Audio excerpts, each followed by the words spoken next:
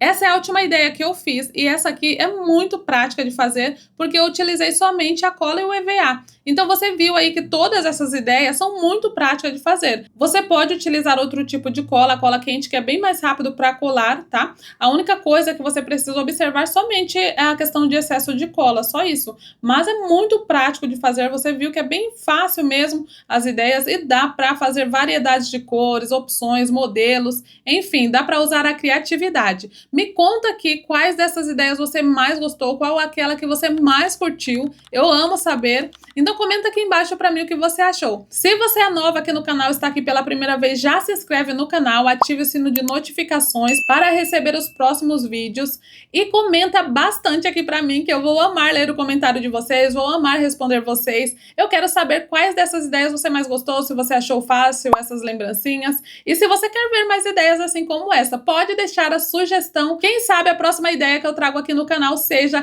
pedido seu. Então comenta bastante aqui pra mim que eu vou amar ler o seu comentário. E meninas, eu já vou ficando por aqui. Um super beijo pra todas vocês. Tchau, tchau e até os próximos vídeos.